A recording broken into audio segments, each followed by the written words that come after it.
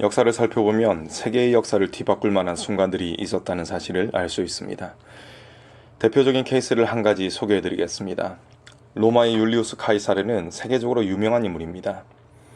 그는 로마에서 잘 나가는 장군이었는데 그 당시 실권을 쥐고 있던 폼페우스라는 인물과 원로원은 카이사르의 힘을 약화시키기 위해서 갈리아에 나가 있는 카이사르에게 로마로 돌아오라는 명령을 내립니다.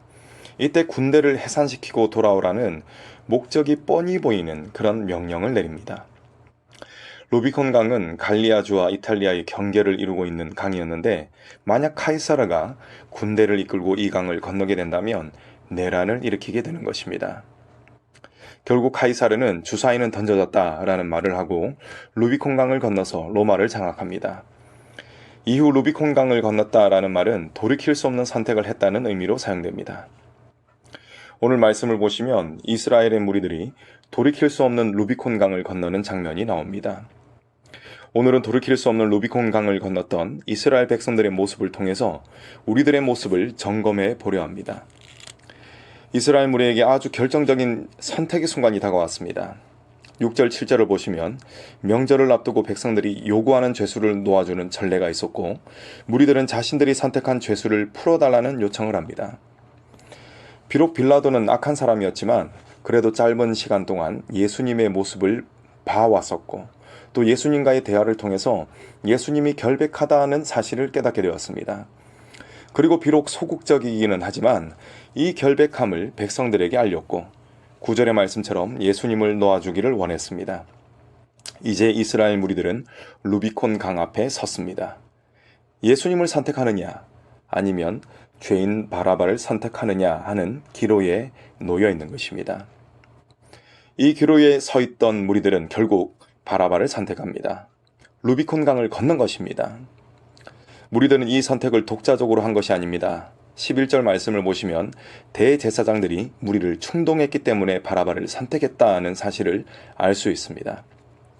본디 충동하는 일을 하는 자는 사탄입니다.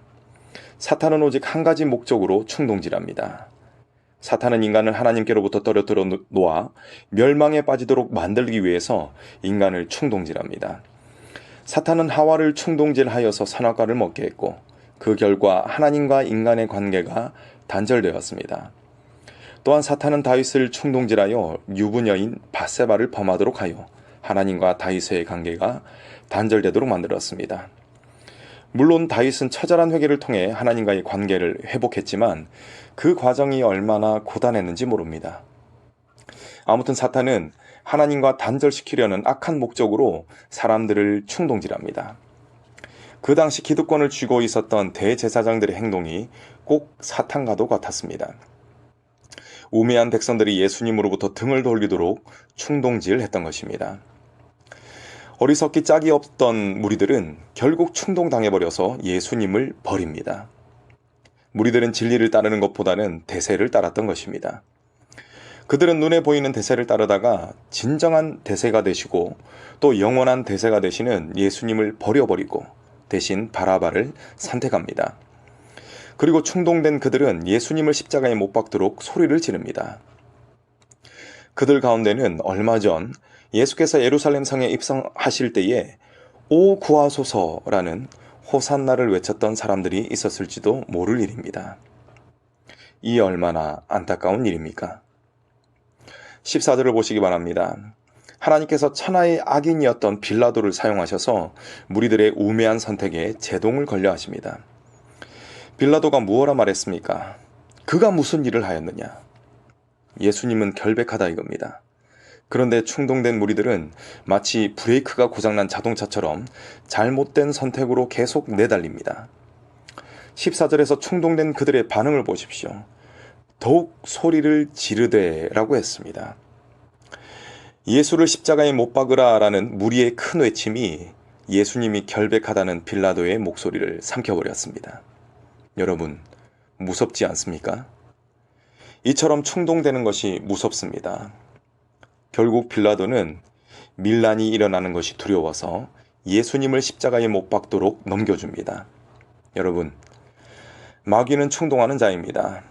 마귀는 예수께서 다시 오실 때까지 충동하는 것을 결코 멈추지 않을 것이고 충동질을 통하여서 한 사람이라도 더 구원의 길, 생명의 길, 영생의 길에서 떠나도록 만들 것입니다. 그렇기 때문에 우리는 항상 정신을 차려서 깨어 기도해야 하는 것입니다. 여러분, 마귀의 충동질은 결코 예고하고 들어오지 않습니다. 뜻하지 않은 때에 갑자기 훅 들어옵니다. 그래서 항상 근신해야 하는 것입니다. 마귀는 상황과 사람들을 통하여서 충동질합니다. 여러분, 마귀의 충동질로 인해서 여러분들의 마음속에 분노가 올라올 때, 갈등이 될 때 여러분들은 어떤 선택을 하십니까? 내가 극한으로 내몰릴 때, 누가 나의 약점을 공격할 때 여러분들은 어떤 선택을 하십니까? 그때 예수님을 달라고 해야 합니다.